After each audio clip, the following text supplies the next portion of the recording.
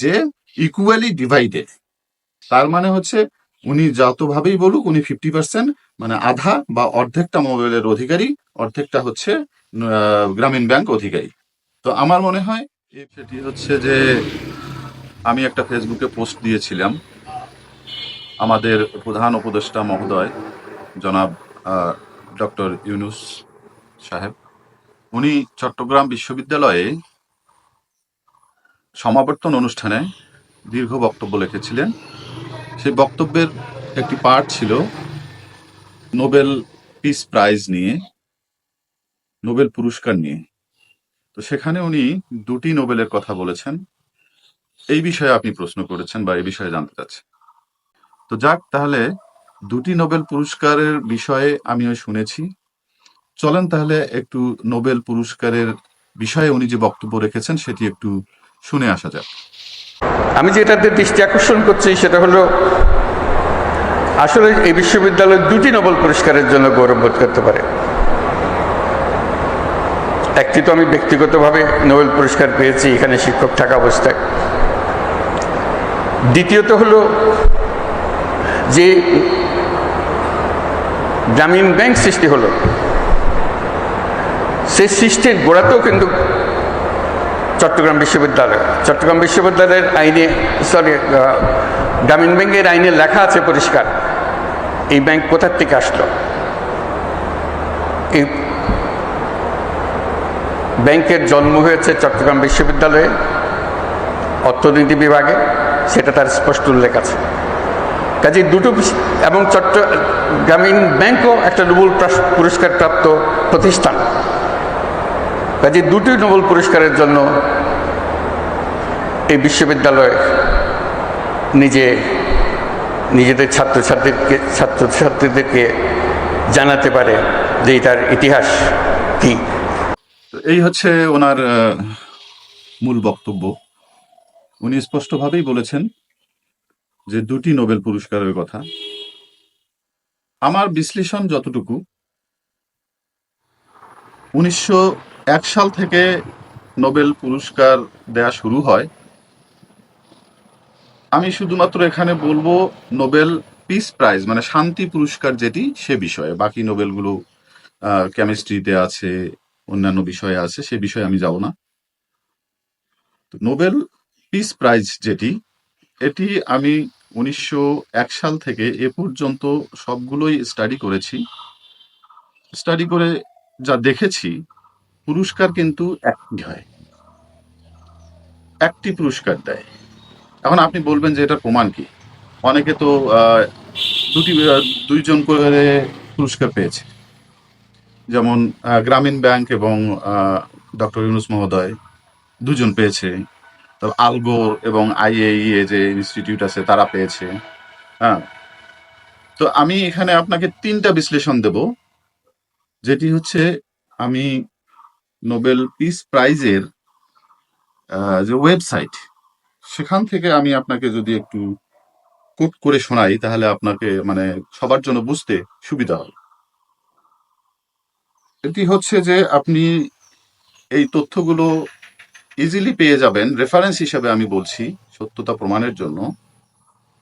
www.nobelprize.org, এই ওয়েবসাইটে, এটি হচ্ছে নোবেল কমিটির বা নোবেল পুরস্কারের মূল ওয়েবসাইট।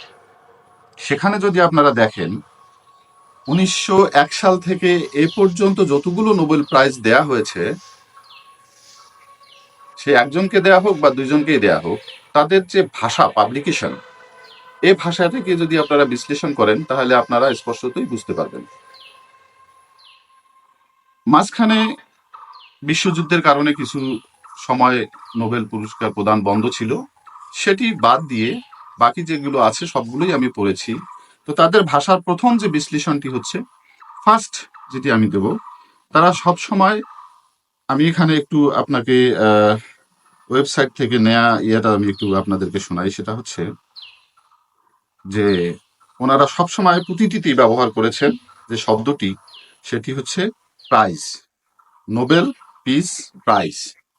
প্রাইজ শব্দটি হচ্ছে সিঙ্গুলার নাম্বার, আর হচ্ছে যদি এখানে দুটো নোবেল পুরস্কার দেওয়া হতো তাহলে ডিক্লারেশনে অবশ্যই থাকতো প্রাইজেস, যেটি হচ্ছে প্লুরাল নাম্বার। তার মানে হচ্ছে যে নোবেল শান্তিতে একটি করে প্রদান করা হয় প্রতি বছর। এখন দুটি কিভাবে আসলো, উনি যেটি বলেছেন এটাই হচ্ছে আপনার মন্তব্য। তো এটি হচ্ছে ব্যাপার যে নোবেল প্রাইজ দেয়া হয় একটি, এটি হচ্ছে ফার্স্ট। 2 নম্বর হচ্ছে যে আপনি যদি দেখেন 1979, 1991, যেখানে অং সান সুসি এবং মাদার তেরেসা এনারা কিন্তু এককভাবে নোবেল পুরস্কার পেয়েছিলেন, সেখানেও কিন্তু বলা আছে নোবেল পিস প্রাইজ। আর ডক্টর মোহাম্মদ ইউনুস বা বাংলাদেশের জন্য যে এবং গ্রামীণ ব্যাংক, এই দুটিকে যেখানে বলা আছে সেখানে বলা আছে পিস প্রাইজ। তার মানে হচ্ছে ভাষাগত দিক থেকে বিশ্লেষণ করলে পুরস্কার একটি, এক বছরে, এখানে দুইটি হওয়ার কোনো সুযোগ নেই। আর আমি ওনার ওয়েবসাইট থেকে যে ডিক্লারেশনটা আছে আমি হুবাহু আপনাদেরকে পড়ে শোনাচ্ছি।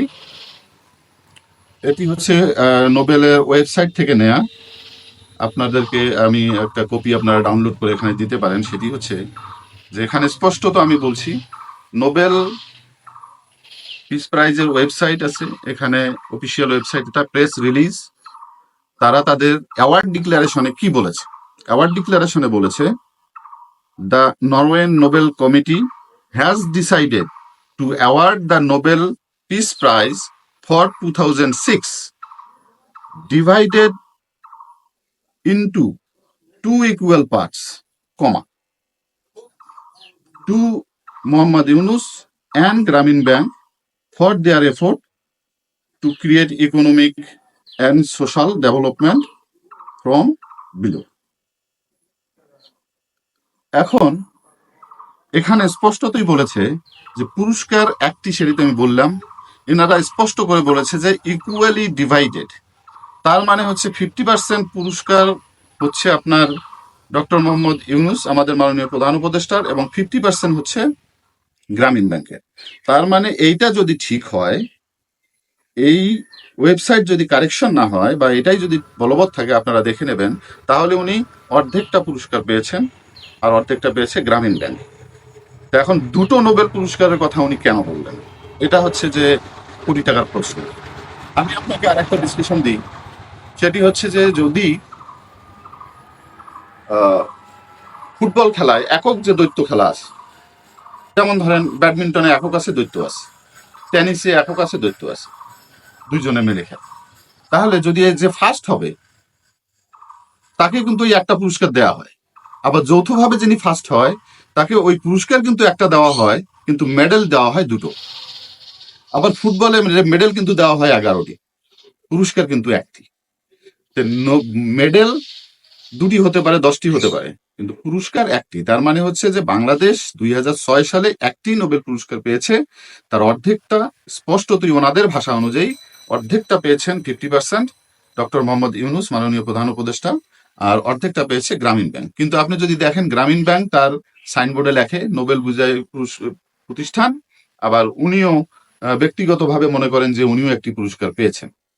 এখানে বুঝলাম না এই বিষয়টা নিয়ে আসলে কথা বলা দরকার। তবে যদি আপনি মনে করেন যে এভাবে হতে পারে যে এই কারণে উনি বলতে পারেন, সেটা হচ্ছে ম্যাথমেটিক্যালি আপনি একটা টার্ম দেখবেন, ধরে নেন যে 10 সংখ্যা, 10 সংখ্যাকে যদি আমি 5.25 করি, আর একটাকে যদি আমি 4.75 করি, তাহলে হবে কি, আমরা সাধারণত ম্যাথমেটিক্যালি এটাকে মেনে নেওয়া হয় যে ওটাকে 5 আর এটা হচ্ছে 4.75, তো 0.5 উপরে গেলে সাধারণত ওটাকে একক সংখ্যা হিসেবে নেওয়া হয়, তার মানে এটা হচ্ছে 5। তার মানে এটাকে আপনি মনে করেন যদি উনি এদিক থেকে বলেন, কিন্তু সে সুযোগটা নরওয়েন কমিটিও কিন্তু এখানে রাখেননি। এই কারণে ওনারা স্পষ্টভাবে বলে দিয়েছেন, যেটা আমি আপনাকে পড়ে শোনাইলাম, যে ইকুয়ালি ডিভাইডেড। তার মানে হচ্ছে উনি যতভাবেই বলুক, উনি 50% মানে আধা বা অর্ধেকটা মোবাইলের অধিকারী, অর্ধেকটা হচ্ছে গ্রামীণ ব্যাংক অধিকারী। তো আমার মনে হয় এ বিষয়ে উনি ভালো বক্তব্য দিতে পারবেন। আর এ বিষয়ে আলোচনা সমালোচনা করার জন্য আমি আপনাকে কিছু বলিনি। আমার কাছে যে তথ্য আছে, এই তথ্য যদি সঠিক হয় তাহলে উনি নিজেও সম্পূর্ণ বা পূর্ণাঙ্গ নোবেল প্রাইজ বিজয়ী নন। উনি হচ্ছেন অর্ধেকটি বা 50% নোবেল পিস প্রাইজ বিজয়ী, এবং বাকি অর্ধেকটি হচ্ছে আপনার গ্রামীণ ব্যাংক। ধন্যবাদ।